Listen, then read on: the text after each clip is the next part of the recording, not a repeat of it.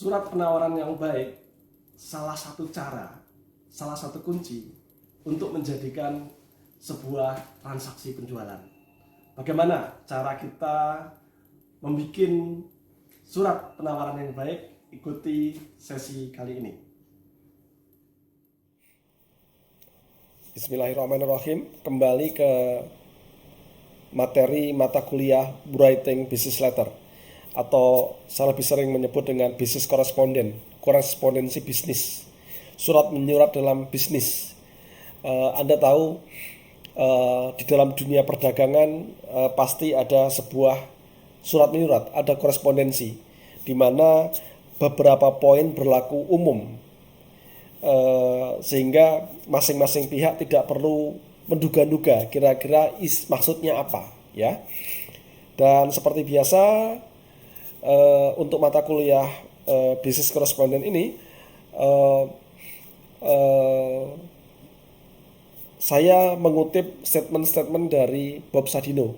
Seperti Anda tahu, beliau pengusaha yang nyentrik dan beliau sudah meninggal tahun 2015 yang lalu. Kali ini statement beliau adalah, bergayalah sesuai isi dompetmu. Yang beneran punya biasanya nggak akan banyak bicara. Tidak seperti mereka yang hanya berlagak sok punya. Apakah ini cocok dengan pemahaman kita? Silahkan masing-masing dari kita mempertimbangkannya. Ya. Sesi kali ini kita akan sama-sama belajar mengenai surat penawaran, offering letter. Apa itu offering letter? Kita lanjut. Di dalam perdagangan tentu ada kaitan antara penjual dengan pembeli. Sebuah transaksi baru akan terjadi kalau ada penjual dan ada pembeli. Dan dalam tahapan ini, pihak penjual akan menyampaikan surat penawaran atau offering letter kepada pihak pembeli. Apa saja isinya surat penawaran itu? Surat penawaran, offering letter. Surat ini adalah surat yang digunakan oleh para penjual untuk memperkenalkan produknya, memperkenalkan barang atau jasanya kepada calon pembeli. Jadi kalau Anda sebagai seorang penjual dan Anda ingin memperkenalkan produk Anda, entah produk itu berupa barang atau jasa, maka Anda bisa, selain melakukan promosi yang sifatnya general, Anda bisa melakukan penyebaran surat penawaran kepada potensial customer Anda, ya. Jadi dengan demikian customer Anda mengetahui produk Anda itu kelebihannya apa, jaminannya seperti apa, harganya seperti apa, karena itu yang disampaikan di dalam surat penawaran. Nah, umumnya surat penawaran itu digunakan sebagai balasan dari surat permintaan penawaran yang dikirimkan calon pembeli. Namun, penjual juga bisa menggunakannya sebagai sarana untuk mempromosikan produknya kepada calon pembeli. Ini bukan sesuatu yang baku, bukan sesuatu yang absolut harus seperti ini, tapi memang secara umumnya seperti itu. Jadi bisa jadi surat penawaran yang Anda kirimkan itu adalah balasan atas surat permintaan penawaran, ya. Anda sudah belajar inquiry letter di sebelumnya. Jadi bisa jadi katakanlah sebuah perusahaan mengirimkan surat permintaan penawaran. Perusahaan itu mau beli mobil ambulan, rumah sakit itu pengen beli mobil ambulan, lalu dia kirim surat kepada sebuah toko kendaraan. Toko kendaraan X, kami mau membeli sebuah ambulan, tolong berikan penawaran dari Anda. Nah, disitulah Anda sebagai bagian dari perusahaan X yang menjual ambulan itu akan memberikan balasan atas surat permintaan penawaran tadi berupa surat penawaran, ya.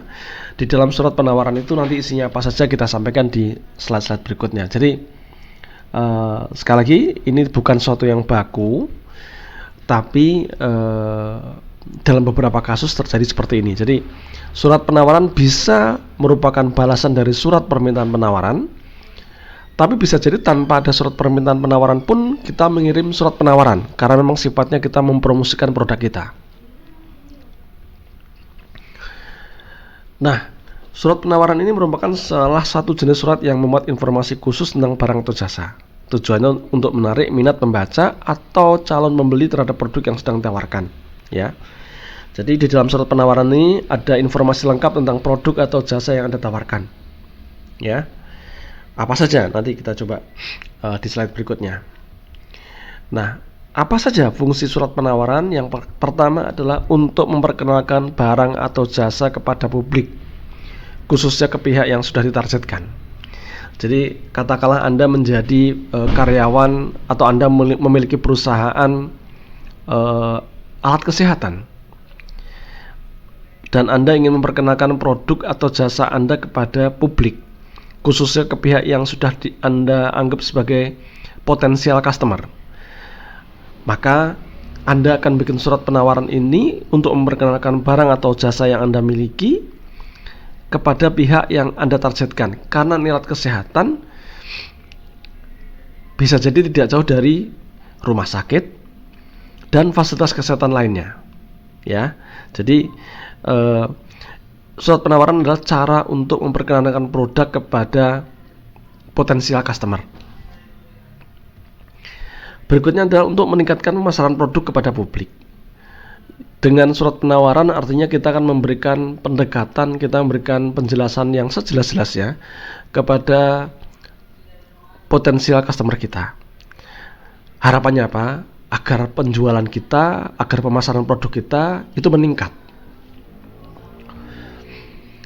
Untuk membuka atau memperluas peluang pemasaran produk. Kalau Anda tidak pernah memberikan surat penawaran, maka kemungkinan produk atau jasa yang Anda miliki kurang dikenal oleh publik.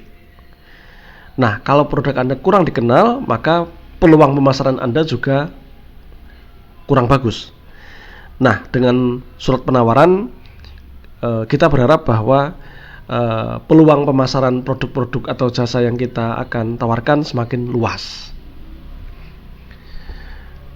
Berikutnya untuk mempertahankan relasi bisnis atau usaha agar tidak terputus, ya. Jadi misalkan di tahun 2000 kita pernah menjual sebuah produk ke perusahaan X gitu ya, atau ke rumah sakit X gitu ya.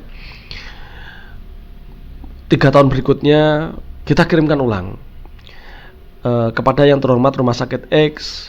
Di tahun ini kami memiliki produk baru dengan spesifikasi ABC. Dengan demikian apa? Hubungan kita dengan rumah sakit X itu tidak terputus, ya, karena melalui surat penawaran kita terus mengupdate produk-produk kita atau jasa-jasa yang kita tawarkan, sehingga relasi bisnis, hubungan bisnis itu terus terjaga. Itu fungsi surat penawaran. Nah, berikutnya adalah ciri surat penawaran. Surat penawaran dibuat dalam bentuk formal dengan mencantumkan kop surat dan alamatnya. Karena ini sifatnya sebuah perusahaan yang menawarkan produk, maka tentunya di dalam surat penawaran itu ada kop suratnya, ada alamatnya, sehingga jelas, oh, produk ini yang menawarkan adalah perusahaan apa, PT apa, ya. Surat penawaran memuat informasi penting terkait produk sekaligus dengan rincian harganya. Jadi di dalam surat penawaran itu Anda berikan informasi yang sejelas-jelasnya atas produk atau jasa yang Anda tawarkan. Sejelas-jelasnya. Kalau kita bicara misalkan sebuah handphone misalkan, RAM-nya bagaimana, memorinya bagaimana, kameranya bagaimana, fitur-fiturnya bagaimana, garansinya bagaimana, segala macamnya, ya. Jadi sejelas mungkin, sedetail mungkin di dalam surat penawaran itu Anda sampaikan informasi terkait dengan produk Anda, dan tentu jangan lupa bagaimana dengan harganya, ya.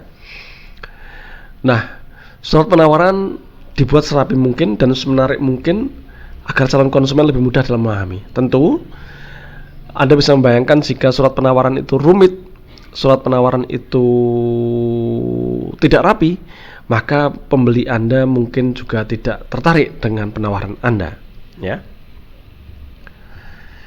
Isi surat penawaran. Isi surat penawaran, satu yang jelas adalah menyebutkan identitas produk, nama barangnya, jenisnya seperti apa.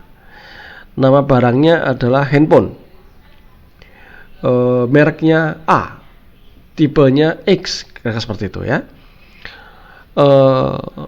Berikutnya adalah kualitas produk. Jadi tentu Anda harus menyampaikan bahwa barang yang Anda tawarkan, produk yang Anda tawarkan itu kualitasnya sudah teruji, kualitasnya sudah berani dibandingkan, kira-kira gitu ya. Jadi sampaikan mengenai kualitas produk ataupun jasa yang Anda tawarkan. Harga, tentu harga produk yang Anda tawarkan ditawarkan dengan harga berapa, ya. Bisa jadi diskonnya juga berapa. Lalu kalau beli banyak, harganya menjadi berapa. Itu juga perlu ditampilkan di dalam surat penawaran. Cara pembayarannya, tentu apakah Anda minta kepada pembeli Anda tunai, ataukah melalui transfer, ataukah malah bisa diangsur. Itu semua disampaikan di surat penawaran. Cara penyerahan. Nah, sekarang kan Anda banyak mengenal kata COD, cash on delivery. Pembayaran dibayarkan pada saat delivery, atau pengirimannya setelah uang masuk misalkan. Jadi cara penyerahan produk salah satu yang Anda harus tampilkan di dalam surat penawaran. Potongan harga, tadi seperti yang saya sampaikan sebelumnya. Jadi kalau ada diskon segala macam, rebate-nya, potongan harganya, diskon segala macam, semua tampilkan di situ, ya. Sifat penawaran. Anda barangkali pernah menerima sebuah penawaran dengan kata-kata seperti ini. Penawaran ini berlaku dalam 1 minggu yang akan datang, atau penawaran ini berlaku dalam 1 bulan yang akan datang. Artinya penawaran tersebut terikat oleh waktu, ya. Karena apa? Kalau nanti lain di luar waktu yang telah kita tentukan, bisa jadi harganya berubah, atau bisa jadi barangnya sudah nggak ada, ya. Penawaran ini hanya berlaku di bulan September saja, misalkan. Jadi di situ ada sifat penawaran, terbatas atau tidak, ya. Lalu juga bisa Anda tambahkan mengenai berbagai kemudahan yang bisa ditawarkan. Misalkan garansinya, service centernya,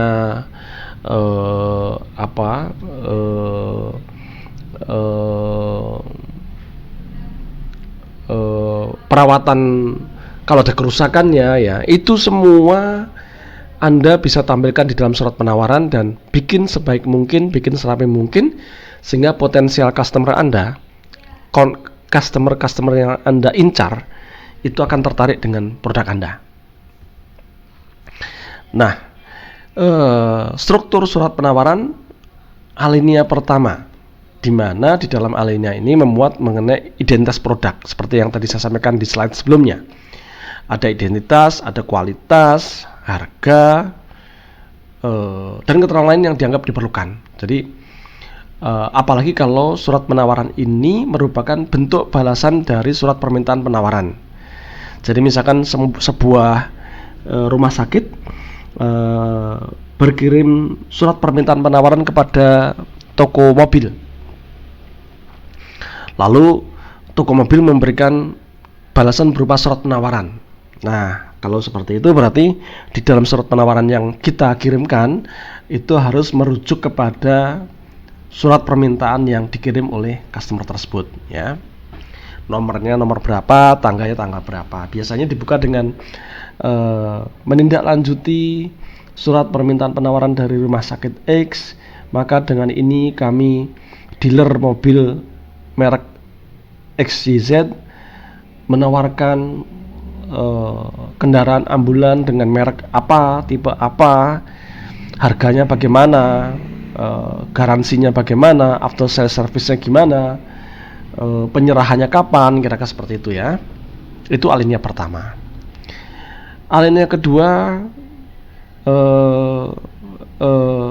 lebih memuat informasi mengenai cara pembayaran, penyerahan, pengemasannya, dan lain-lainnya ya.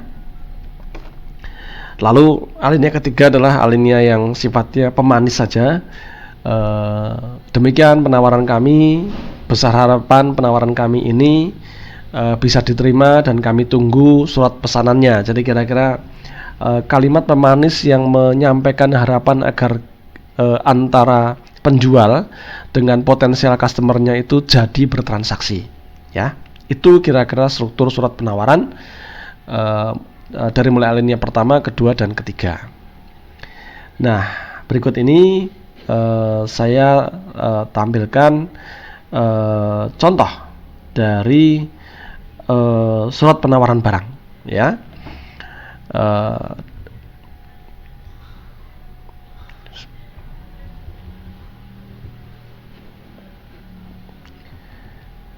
Jadi Anda lihat di atas ada kop surat, ada alamat perusahaannya.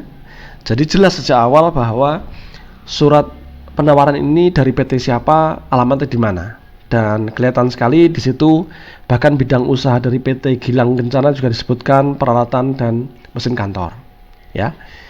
Nah, Anda lihat poin-poinnya di atas, ada nomor suratnya, ada tanggal suratnya, kalau diperlukan ada lampirannya ya. Berikutnya adalah pembeli yang kita incar atau pembeli yang potensial. Jadi ditujukan kepada pembeli potensial yang memang kita incar. Berikutnya adalah penawaran dengan struktur yang seperti tadi saya sampaikan, ada alinea 1, alinea 2, dan alinea 3. Dan jangan lupa surat tersebut ditutup dengan tanda tangan dari PIC atau dari siapa yang bertanggung jawab di PT Gilang Kencana sebagai orang yang menawarkan produk. Bisa direkturnya, bisa marketingnya, kira-kira gitu ya. Dan lebih bagus lagi kalau ada stempel dari PT Gilang Kencana. Kira-kira seperti itu contoh format surat penawaran. Nah, kunci utama dalam penyusunan surat penawaran adalah penggunaan bahasa yang dapat menarik perhatian calon konsumen ya. Jadi susunan kalimat, tata bahasa yang disampaikan pada surat penawaran akan sangat mempengaruhi persepsi calon konsumen, yang bisa jadi itu akan sangat mempengaruhi keputusan pembelian ataupun transaksi dari kedua belah pihak ya.